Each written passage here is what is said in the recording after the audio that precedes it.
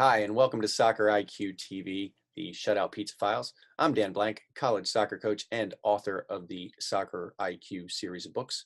Today, we're going to look at a goal from a Division III women's college soccer game, and we're going to see what the defending team perhaps could have done differently to prevent that goal from happening. Okay, so let's look at this goal first at regular speed, and then we'll come back, slow it down, and dissect it a little bit more frame by frame. So to start this clip, the team in pink is attacking the goal to the right, and the dark team is going to score all the way down at the other end of the field. So here we see a challenge lost in midfield. Now we've got the blue team running at the pink team in the middle third. Nice little ball in behind, and clinical finish. All right, so let me say to start, this is an excellent example of a counter-attacking goal. The dark team gets from one end of the field to the other end of the field in a hurry.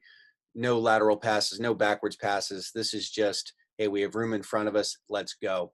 So that's the first thing. Now, the second thing I want you to look at is down here. This is the right back for the pink team, and she's actually in a recovery from a bombing run forward.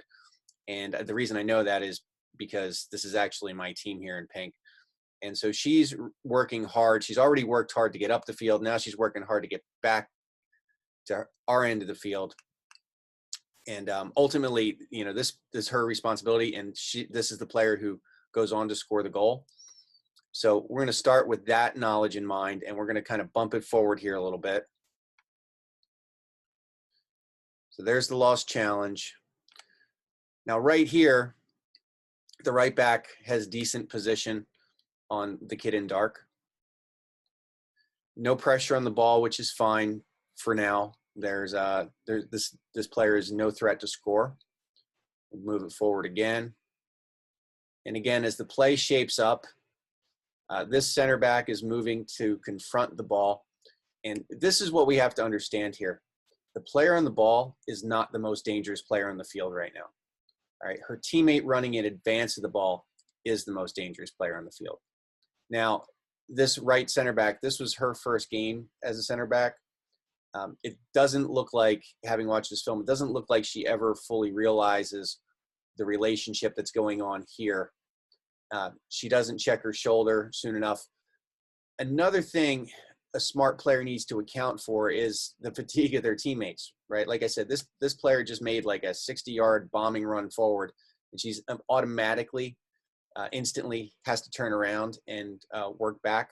So this player should kind of inventory that a little bit and assume that maybe this right back is going to need some help. Okay, so again, we'll bump it forward a little bit. Now we see the relationship has changed here. The right back is no longer goal side of this left wing, and she's losing her.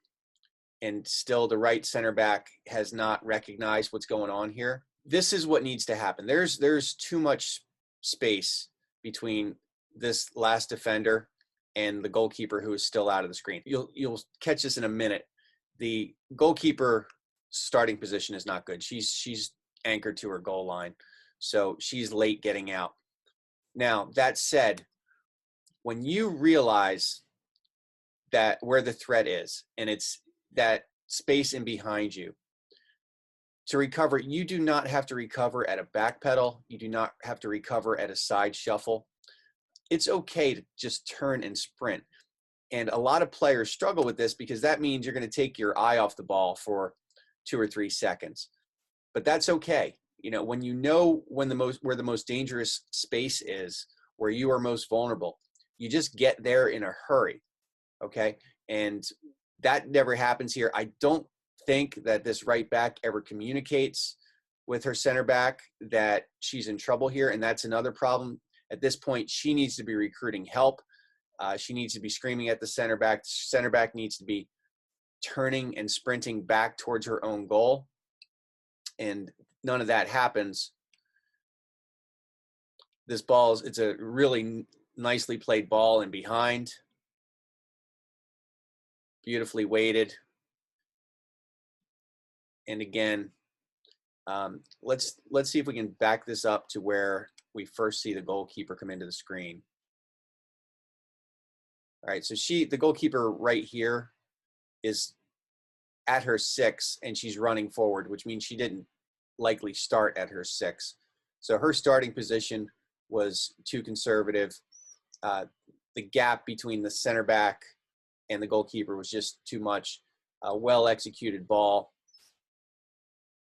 and then obviously a well-executed finish. And great counterattacking goal. Not a great goal to concede from the defending team's point of view. Yeah, so that was a quick one, but I think we learned a couple of really good lessons about defending in a counterattack. The first thing we have to realize is who is the biggest threat to hurt us. And more often than not, it's not going to be the player on the ball. In these situations, typically there's a runner or 2 runners in advance of the ball, and those are the runners that really need to command our attention. Those are the people we have to sort out. We can't just fixate on the ball. We have to understand the relationship between the attacking players and the defenders who are responsible for them. And when the attacking players start to get position, we need to be able to account for that. And sometimes that's a matter of communication, letting your teammate know, hey, I'm in trouble. You're going to have to pick this kid up. That's pretty important. And then the second part of it is kind of knowing when you need to surrender and just turn and run, right? When there's not pressure on the ball and we know that the ball carrier has the opportunity to play kind of a bigger ball, a flighted ball over the top of us, that's the time to go into full retreat. It's not time to jog. It's not time to backpedal. It's not time to side shuffle. That's when it's time to turn and run and hit the gas and sprint and try to eliminate the space in behind you where that killer ball can be played. So one of the ways I've gotten my defenders to improve at this over the years, I sort of discovered almost by accident. I like to play a lot of small-sided games near the end of training sessions, usually like 5v5 plus goalkeepers. And most of the time I play without an offsides rule. And so what'll happen is Team A is attacking the goal of Team B. Team B has a center forward who hasn't recovered, back on side, so to speak, or she's, almost even sort of cherry picking. And then Team A turns the ball over. At that point, Team B is now attacking. Team A has got to figure out who is dangerous.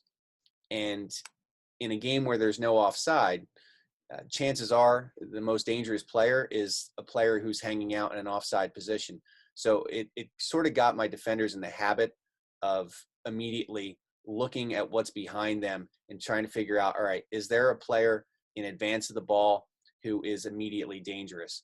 And is it entirely realistic? Obviously not, due to the offside law, but it's a good habit for them to get into, which is simply identifying which player is most likely to hurt us in this instant. And if you can sort that out, defending on counterattacks becomes a little bit easier. And then the third and final thing is the starting position of the goalkeeper. It matters. It matters a lot in situations like this. Hope you enjoyed this edition of Soccer iQTV, the Shutout Pizza Files. And I hope you enjoyed my quarantine beard. And yeah, I will see you next time. Thank you very much.